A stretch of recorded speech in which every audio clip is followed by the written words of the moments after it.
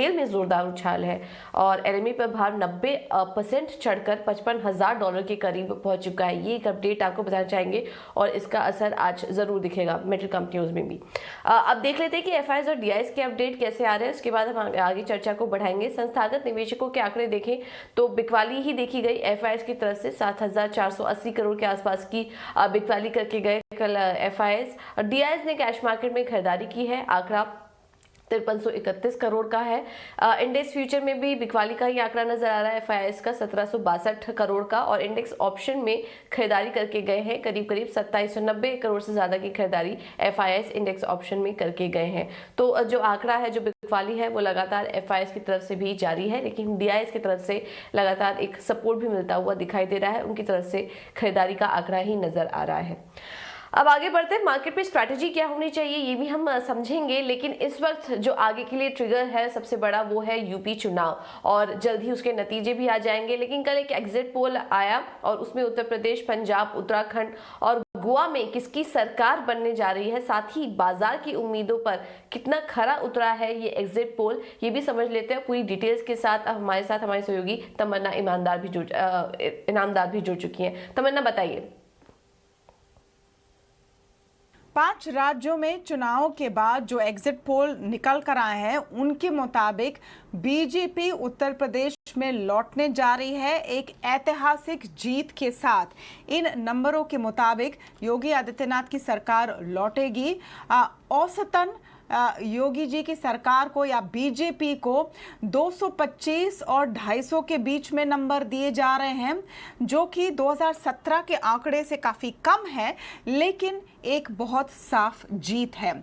दूसरी तरफ पंजाब में सबसे बड़ी खबर निकल कर आ रही है, जहां पर आम आदमी पार्टी बड़ी भारी बहुमत के साथ जीतने जा रही है एग्जिट पोल्स के मुताबिक। यहां पर हम आपको एक बार फिर से बता दें कि ये केवल एग्जिट पोल है, ये नतीजे नहीं है, कोई गारंटी नहीं है कि ये सही आए, तो उसको इसी नजरिए से देखें कि एक इशारा दे रहे हैं कि शायद क्या हो सकता है 10 मार्च को।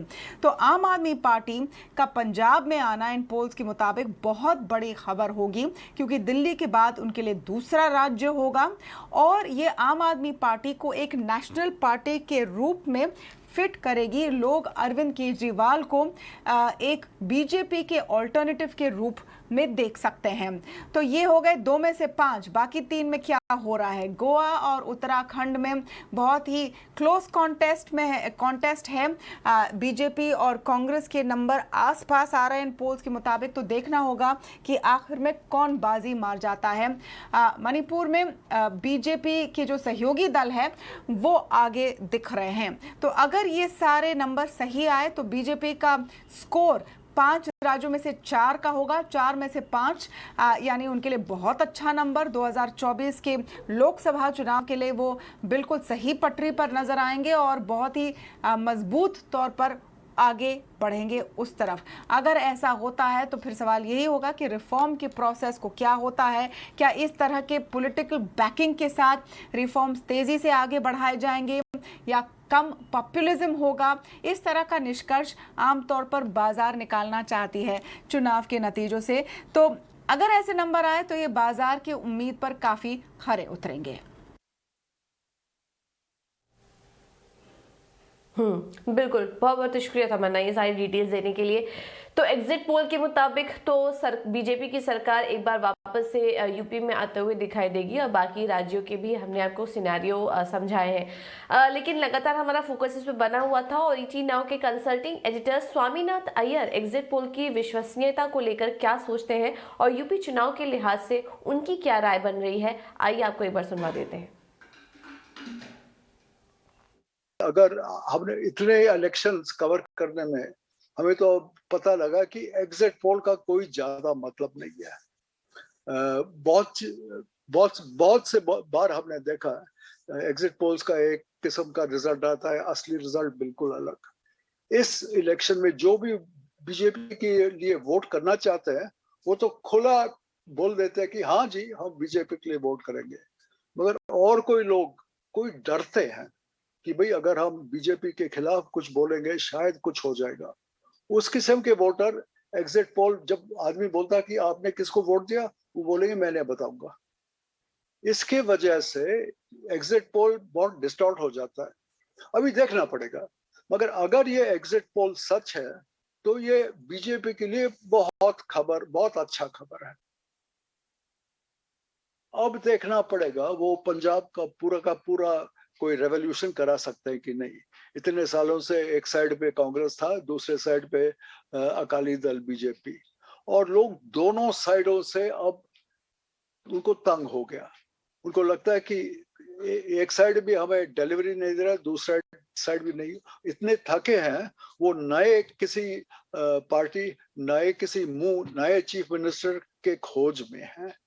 और ये आम आदमी पार्टी को बहुत अच्छा मौका मिल रहा है। अगर वो पंजाब में अभी 5 साल तक या 1-2 साल में भी मामला अच्छा चले, इसका मतलब है उनका ऑल इंडिया फुटप्रिंट बढ़ सकता है। तो पंजाब में एक नया ही पार्टी आप उभर कर सामने आ रही है। देखना होगा वहां पर किस तरह का सिनेरियो आगे बनता हुआ दिखाई देगा। लेकिन कंप्लीट सर्कल कैपिटल के सीईओ गुरमीत चड्ढा ने चुनाव को लेकर क्या कहा, आइए आपको एक बार सुनवा देते हैं। अगर रिजल्ट्स अनुकूल नहीं आते तो वो फर्दर सेंटिमेंट को जो है खराब कर सकता था। लेकिन अभी ये एग्जिट पोल है, हालांकि सारे एग्जिट पोल यूपी और पंजाब के लिए डायरेक्शनली एक कॉल दे रहे हैं, बट हमें 10 तक का वेट करना चाहिए। बट अगर आप एसजीएक्स निफ्टी को देखें, अभी वो जो हालांकि पूरा सही मायने में देखना सही नहीं होगा, थोड़ा बहुत 100 पॉइंट ऊपर दिखा रहा है। और पर जो बड़ा इशू बाजार के लिए जियो पॉलिटिकल है, हाई ऑयल प्राइसेस है। और तो जैसे जैसे जियो पॉलिटिकल इशू रिजॉल्व होगा वो ज्यादा बड़ा ड्राइवर है मेरे हिसाब से। बट अगर नतीजे अनुकूल आते हैं जैसा मार्केट चाहता है, स्पेशली उत्तर प्रदेश के, तो थोड़ा सा सेंटिमेंट पॉजिटिव जरूर होगा। ओके, तो ये तमाम आज के लिए जो ट्रिगर्स हैं अहम, वो हमने आपको बताए। लेकिन इसको देखते हुए बाजार पे रणनीति क्या होनी चाहिए ये भी समझ लेते हैं। और हमारे साथ इस वक्त एसएमसी ग्लोबल के क्षितिज गांधी मौजूद हैं। क्षितिज, गुड मॉर्निंग। इटीना स्वदेश को समय देने के लिए बहुत बहुत धन्यवाद आपका। बाजार की चाल आज आप कैसे देख रहे हैं? कल एग्जिट पोल्स भी आए हैं, लेकिन वहीं दूसरी तरफ ग्लोबल टेंशंस जो है वो बने हुए हैं बाजार के लिए। अब आगे के लिए आपकी वो चाल कैसी दिख रही है? निफ्टी और बैंक निफ्टी दोनों में ही अपनी रणनीति सुझाइए। ठीक है, सबसे पहले तो very good morning to our viewers, very good morning Pooja, और सभी को इंटरनेशनल वुमेन्स डे पे बहुत बहुत कांग्रेचुलेशन। देखिए, आपने बिल्कुल सही दर्शाया कि जिस तरीके से ग्लोबल संकेत यहाँ पे इशारा दे रहे हैं कि एक बार हम लोग सेलिंग प्रेशर तो देखिए ऊपर के स्तरों पे देखने को मिल ही सकता है। लेकिन अगर हम लोग टेक्निकली देखें तो मार्च सीरीज की शुरुआत कुछ अच्छे संकेतों से नहीं करी भारतीय बाजारों ने। टेक्निकली देखिए, बाजार अपने 200 दिन के मूविंग एवरेज के नीचे फिसलते दिखे मार्च सीरीज की स्टार्टिंग पर। पिछले 3 दिन में हम लोग ने काफी सेल ऑफ देखने को मिला है, और करंट लेवल्स पे हम लोग 15,850 के लगभग 15,860 के आसपास निफ्टी ने कल क्लोजिंग भी दिया। देखिए, देखने वाली बात यह है कि अब करंट लेवल्स पे यहाँ पे जो सेकेंडरी ऑसिलेटर्स इशारा कर रहे हैं वो यही बता रहे हैं कि फिलहाल बाजार एक ओवरसोल्ड टेरिटरी में आ चुका है, ट्रेड कर रहा है ओवरसोल्ड टेरिटरी में। तो यहाँ पे हम लोग एक छोटा सा टेक्निकल बाउंस जरूर देखने को मिल सकता है। और कल के सत्र में जो हम लोगों ने गैप डाउन देखा निफ्टी के अंदर, तो कहीं ना कहीं चार्ट में एक गैप छोड़ा है ऊपर के स्तरों पे, तो वहां पे हम लोग देख सकते हैं कि छोटा एक टेक्निकल बाउंस देखने को मिल सकता है। मगर देखिए, ऊपर के स्तरों में जैसे मैंने एक बार फिर से दर्शाया कि सेकंड हाफ में हो सकता है दोबारा से एक बार सेलिंग देखने को मिले। और दूसरी तरफ अगर हम लोग डोमेस्टिक फैक्टर्स की तरफ भी देखें तो जिस तरीके से एग्जिट पोल के नतीजे बीजेपी के फेवर में आते दिखाई दे रहे हैं, तो वो भी एक शॉर्ट टर्म ट्रिगर बन सकता है कि कहीं ना कहीं हम लोग टेक्निकल बाउंस भारतीय बाजार में आते देखें। तो अगर हम लेवल्स की बात करें तो लेवल्स पे देखिए, निफ्टी के लिए 15,750 और 15,700 का जो जोन है काफी स्ट्रॉन्ग सपोर्ट जोन की तरह काम करेगा। जैसे कि मैंने पहले भी बताया कि टेक्निकली ओवरसोल्ड टेरिटरी में भी निफ्टी पहुंच चुका है। और अगर हम लोग डेरिवेटिव डेटा की तरफ भी देखें तो 15,800 15,500 पे अगर कंबाइंड पुट्स में हम लोग ओपन इंटरेस्ट देखें तो लगभग 40 लाख शेयर्स का ओपन इंटरेस्ट खड़ा है कमिंग थर्सडे एक्सपायरी के पॉइंट ऑफ व्यू से। तो again short term bounce back जरूर देखने को मिल सकता है, बट यस, ऊपरी स्तरों पे आपको कहीं ना कहीं थोड़ा सा कॉशियस रहने की जरूरत है। अब हम लोग एक बार बैंक निफ्टी के स्ट्रक्चर की तरफ भी देख लेते हैं। देखिए, बैंक निफ्टी कंपैरेटिवली कल के सत्र में काफी ज्यादा सेल ऑफ देखने को मिला। एक 5% का कट लगभग हमें देखने को मिला बैंक निफ्टी के अंदर, और पिछले 5 सत्रों से लगातार सेल ऑफ देखने को मिल रहा है। तो बैंक निफ्टी में अगर हम लोग लेवल्स के हिसाब से देखें तो 32,400 32,400 से 32,000 का जो जोन रहेगा वो कहीं ना कहीं एक स्ट्रॉन्ग सपोर्ट की तरह काम करेगा। और ऊपर के लेवल्स अगर हम लोग देखें तो 33,100 से 33,500 के जो जोन रहेंगे एक स्ट्रॉन्ग रेजिस्टेंस की तरह काम करेंगे।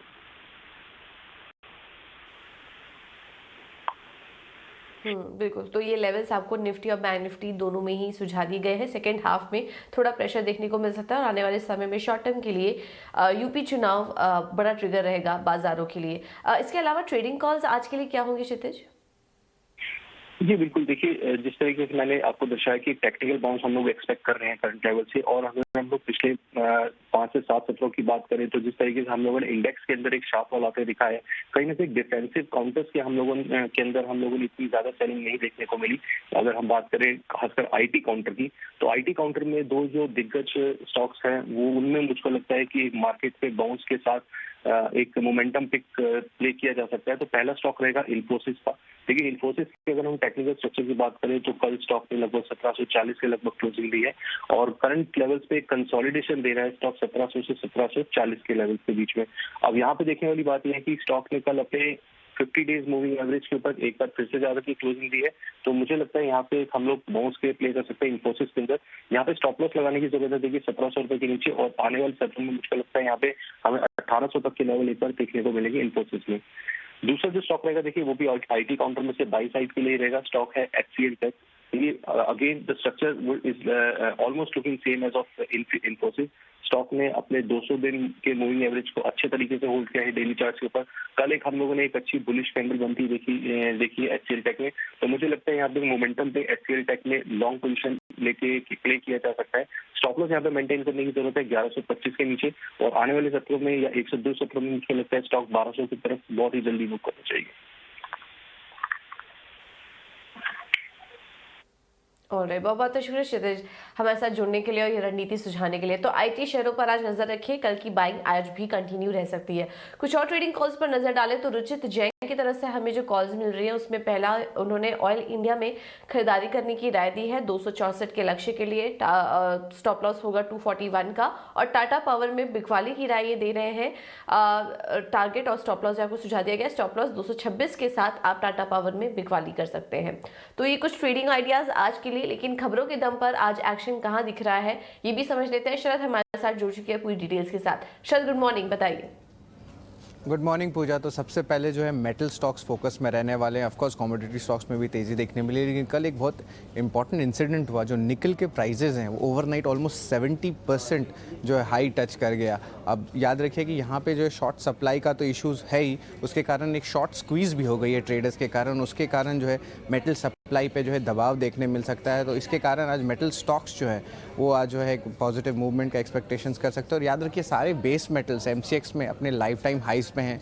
क्रूड जो है ऑलमोस्ट 14 ईयर्स अपने हाई पे है। तो ये बहुत एक इंपॉर्टेंट ट्रिगर रहने वाला है, स्पेशली वेदांता के लिए भी आपके मेटल स्टॉक्स में, बिकॉज हिंदुस्तान जिंक में जो है थोड़ी निकल की भी जो है एक्विजिशंस की है। तो ये स्टॉक ज़रूर रहेगा फोकस में। इसके अलावा लाइफ इंश्योरेंस के आंकड़े आए थे फरवरी के, तो हालांकि प्राइवेट इंश्योरेंस के अगर ओवरऑल आंकड़े की बात करें तो ऑलमोस्ट वीक ग्रोथ देखने मिली है, लगभग सिर्फ 5% एग्रीगेट बेसिस पे। यहाँ पे एचडीएफसी लाइफ इंश्योरेंस का 9.5% का ग्रोथ, एसबीआई लाइफ का लगभग 7% का, और आईसीआईसीआई प्रू लाइफ का जो है हालांकि 23% डाउनटिक देखने मिला है आपके ओवरऑल फरवरी डेटा के हिसाब से। लेकिन उसी तरफ एलआईसी की जो शानदार प्रदर्शन हुई है, लगभग 35% का ग्रोथ देखने मिला है। अब बात करते हैं नैटको फार्मा की। ये भी स्टॉक जो है फार्मा का आज दिन के ट्रेड में फोकस रहने वाला है।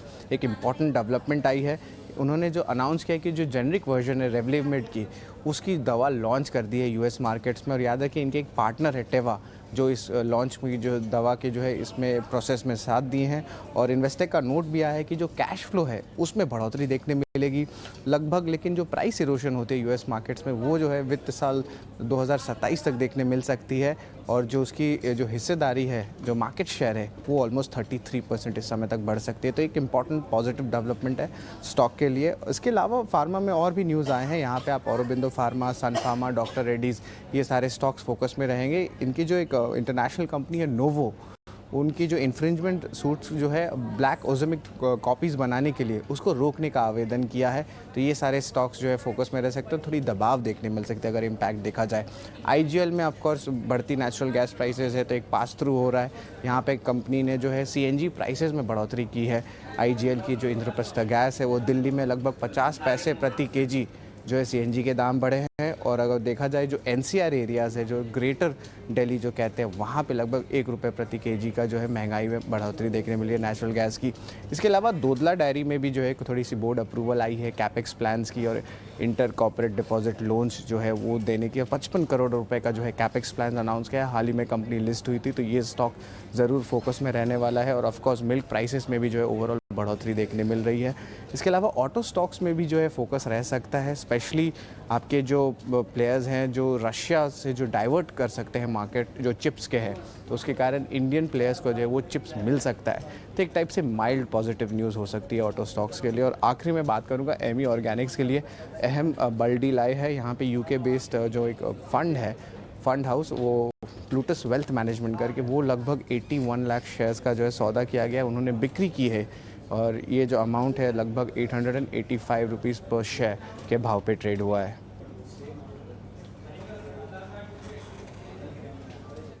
ओके, बहुत बहुत शुक्रिया शरद ये सारी डिटेल्स देने के लिए। तो काफ़ी ढेर सारी खबरें हैं जिन पर की नज़र रखी, खास करके आज मेटल स्पेस पर नज़र रखें, क्योंकि MCX पर निकेल फ्यूचर करीब 70% चढ़ चुका है। तो इसका असर वेदांता जैसी कंपनियों पर आज के दिन देखने को मिल सकता है। तो आज यहाँ पर बिल्कुल फोकस रहेगा। बट कमोडिटी मार्केट में और किस तरह का एक्शन है और वहाँ पर रणनीति क्या अपनानी चाहिए, जिस तरह से हम एक तेज़ी देख रहे हैं प्राइजेज में, ये समझाने के लिए SMC ग्लोबल की वंदना भारती इस वक्त हमारे साथ मौजूद है। Vandana, good morning to you and आपको भी अंतर्राष्ट्रीय महिला दिवस की ढेर सारी शुभकामनाएं। पहले तो कमोडिटी मार्केट पर राय दीजिए, आज वहां पर कहां ट्रेड करना चाहिए, और कच्चे तेल में भी राय दीजिए, जिस तरह का उछाल देखने को मिल रहा है लगातार, क्या स्ट्रैटेजी वहां पर अपनानी चाहिए? जी वेरी गुड मॉर्निंग पूजा, आपको और दर्शकों को हैप्पी वुमेन्स डे, महिला दर्शकों को। काफ़ी वॉलेटाइल रहा है कमोडिटी का सेशन, और वैसे ही लग रहा है कि आज जो वॉलेटिलिटी है ये यहाँ पे कंटिन्यू रहेगी। लेकिन एक चीज़ मुझे लग रहा है यहाँ पे पूजा कि थोड़ा सा यहाँ पे एक करेक्शन जो है आज के दिन में हम आते हुआ देख सकते हो। और जब यहाँ पे मार्केट खुले तो वहाँ पे वो जो करेक्शन है वो दिखेगा यहाँ पे। और मेरे ख्याल से यहाँ पे फिर भी एक कमोडिटी ऐसी है जिसमें यहाँ पे हमें बाय में रहना चाहिए, खासकर कि घरेलू बाजार में, वो है सोना। सोने में मुझे लग रहा है कि कहीं ना कहीं 53,000 से 53,200 तक के जो लेवल्स हैं वो यहाँ पे आ सकते हैं। लेकिन वो लेवल जो है वो बाइंग के लिए लिहाज से काफ़ी बढ़िया रहेगा। टारगेट फिर से वही रखना होगा, 53,800 900 का। स्टॉप लॉस यहाँ पे लगाना होगा 52,700 के करीब का। और मेरे ख्याल से यहाँ पे इसमें भी बने रहना चाहिए, क्योंकि यहाँ पे पूरी एक्सपेक्टेशन है कि यहाँ पे जो अपना इंडियन करेंसी है उसमें यहाँ पे डिप्रिशिएशन देखने को मिलेगा। और ये जो डिप्रिशिएशन है ये MCX गोल्ड में फॉल नहीं आने देगा। तो इंटरनेशनल मार्केट में भी थोड़ी सी गिरावट है गोल्ड में, उसका फायदा उठा के करेक्शन पे बाय ही करना चाहिए। और दूसरी चीज यहाँ पे ये है कि कल बेस मेटल से हम लोगों ने लेट इवनिंग ट्रेडिंग सेशन में यहाँ पे एक फॉल आता हुआ दिखा था, एक्सेप्ट निकल जहाँ पे कि हिस्टोरिक हाईज बना था 67% एक दिन में यहाँ पे उछाल आया है। तो मेरे ख्याल से जो बेस मेटल काउंटर है इसमें कॉपर में मुझे लग रहा है कि सेलिंग इनिशिएट कर सकते हैं। यहाँ पे 835 के लेवल पे सेलिंग करना चाहिए, 820 का एक टारगेट रखना होगा। स्टॉप लॉस उसके लिए लगा के चल सकते हैं 842 का।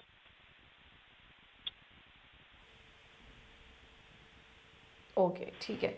तो ये राय आपको कमोडिटी मार्केट में दे दी गई। वरना बहुत बहुत शुक्रिया समय देने के लिए और ये रणनीति भी सुझाने के लिए हमारे दर्शकों